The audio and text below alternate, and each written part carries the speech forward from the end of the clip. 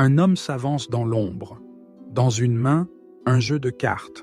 Dans l'autre, une boule de cristal. Est-il magicien ou voyant?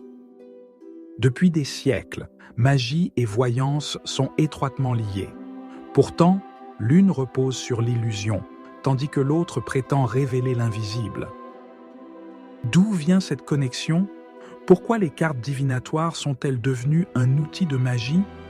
Et comment certains grands illusionnistes ont-ils emprunté aux arts divinatoires? Aujourd'hui, nous plongeons dans l'histoire secrète de la magie et de la voyance. Bienvenue dans l'héritage de la magie. Notre voyage commence dans l'Antiquité. Dans les temples d'Égypte et de Babylone, les prêtres pratiquent la divination. Ils lisent l'avenir dans les étoiles, le vol des oiseaux ou les entrailles d'animaux sacrifiés. Mais ces mêmes hommes sont aussi les premiers magiciens. Leurs rituels impressionnent la foule. Leurs connaissances en chimie et en mécanique leur permettent de réaliser des phénomènes inexplicables. Magie et voyance sont alors inséparables. L'illusion soutient la prophétie. Dans la Rome antique, les augures conseillent les empereurs, mais dans l'ombre, certains utilisent des trucs et astuces pour influencer leurs prédictions. Les premiers illusionnistes professionnels apparaissent dans les marchés médiévaux. Mais pour éviter d'être accusés de sorcellerie, ils se différencient peu à peu des devins et astrologues. C'est ainsi que naît la séparation entre magie et voyance. Si les illusionnistes renoncent aux prédictions, ils n'abandonnent pas tout. Le tarot et la cartomancie fascinent. Dès le XVe siècle, les diseuses de bonne aventure utilisent des cartes ornées de symboles mystérieux. À la même époque, des escrocs et tricheurs perfectionnent l'art de manipuler les cartes. Un pont se crée entre ces deux mondes. Certains voyants intègrent des effets magiques à leurs séances pour renforcer leur crédibilité.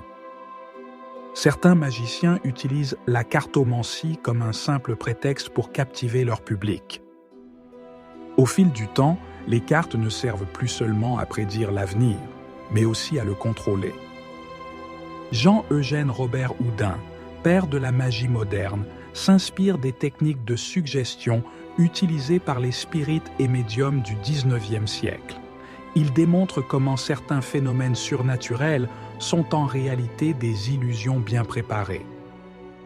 Mais tout le monde ne cherche pas à démystifier la voyance. Aleister Crowley, figure mystique et occultiste, explore la frontière entre rituels de magie et prestidigitation.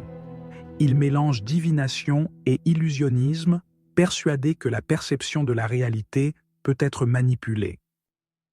Plus tard, Dai Vernon, maître de la cartomagie, intègre des principes de suggestion mentale dans ses performances, hérités des traditions voyantes. Même Harry Houdini, pourtant grand sceptique, consacre une partie de sa carrière à exposer les fausses séances de spiritisme, tout en utilisant lui-même des techniques empruntées au médium.